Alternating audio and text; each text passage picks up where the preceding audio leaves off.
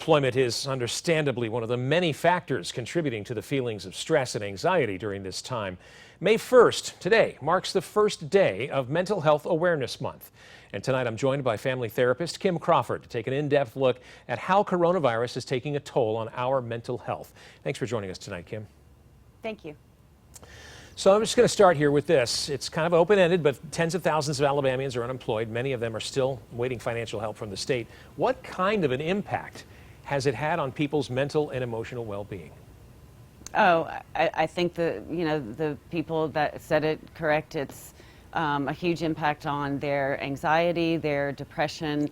They've been impacted already with just the loss of their job, struggling financially, trying to make ends meet with what little that they do have, and then having to just deal with, the system in and of itself has created just more anxiety for them.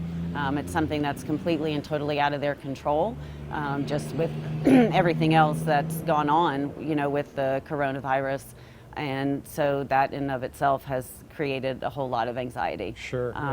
Well, as cases continue to rise, there is understandably a lot of concern out there. Have you found that more people are worried, or are there some people who are optimistic that this is going to end soon, or is it a combination? I think it is a combination. I think a lot of people are holding out hope that, things, especially, today, lots of things have opened up, like retail and things like that. So I think there is some hope out there, obviously, that things are going to slowly get back to maybe not the way things were. It's not going to be back to normal, but that things will slowly be opening up and people will go back to work and schools will open up and, things like that and go back to work. But obviously there still is that piece of uncertainty. How are people going to make ends meet? Are they going to get that unemployment? Are they going to have a job? Are their businesses still going to be open in a few months? And things like that. And that's hard to swallow, that uncertainty, that piece of being out of control and dealing with that anxiety of not knowing. So that is a big piece of it. Yeah, I'm not a mental health expert, obviously, but I got to tell you, today seemed like a really good day. I mean, the sun was shining, the order's been lifted somewhat, and we were out and about today, my wife and I, doing some shopping, and people seemed happier. Their spirits seemed to be up.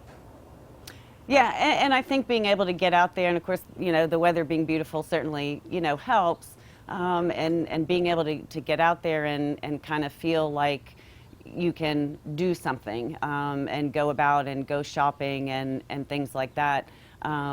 Certainly helps. We're not out of the storm by any sense of the stretch of the imagination by any means, but being able to have just a piece of something, going to a store, go shopping, things like that, and the more we're able to do, I think is going to decrease some of that anxiety. But sure, for a lot of people, there still isn't a job to go to. There still isn't, that money to make ends meet. So there's still struggles out there, for sure. Well, that's for sure. And those overwhelmed by coronavirus, they have to know they're not alone. They might feel like it, though, because of social distancing, in fact. So how can people escape this feeling of loneliness? Again, reaching out, reaching out to mental health, reaching out to friends, reaching out to family.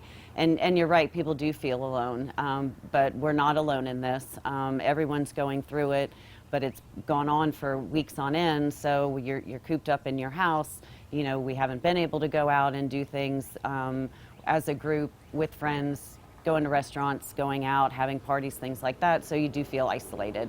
But knowing that there are people out there, mental health are doing things through telemedicine, so there is still help available.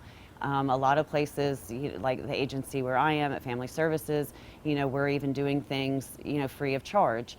So there are ways to get that help. So reach out because people aren't alone.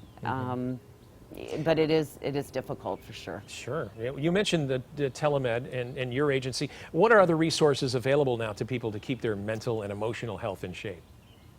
Crisis services, they have a hotline, so certainly reaching out to that, to be able to call that.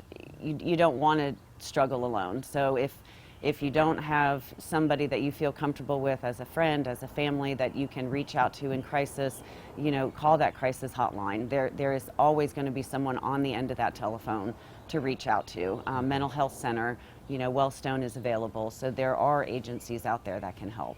Another aspect of isolation, of course, is it's hard to keep in touch with loved ones. And what are the most effective ways for families, in your opinion, to check in on one another? You know, Zoom is huge now. FaceTime is huge. So reaching out, and especially those two ways, is great. You know, families have really struggled, especially when they've had family members that are in, you know, nursing homes and they haven't been able to visit those members recently, and that's been difficult. So I know families have used FaceTime a lot, been on the computer, Skyping, doing Zoom. So continue to do those, because those family members are still at high risk. So you don't want to jeopardize their health still, even though things are opening up. So continue to reaching out in those ways. Mm-hmm. I know everyone's situation is a little bit different, but if a loved one is struggling to deal with isolation or the pandemic in general, how do you go about comforting them? What's your best advice? You know, like we talked about, it does feel like you are alone, but to reach out and to let them know that they aren't alone, and to maybe share the struggles that you're, you know, going through yourself.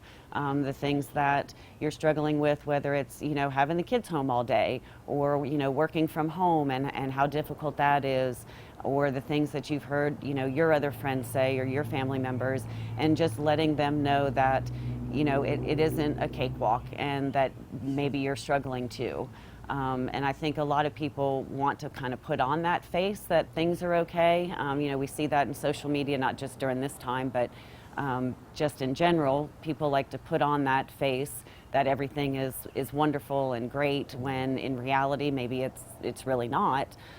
So to be able to be honest with your friends, with your family, that, you know, maybe you're not doing all that wonderfully well, and that things aren't great, and you are struggling, and it's hard to work from home, or it's hard to have the kids at home, or it's hard to homeschool, you know, or whatever the case may be, but to be honest and have those honest discussions. Yeah, and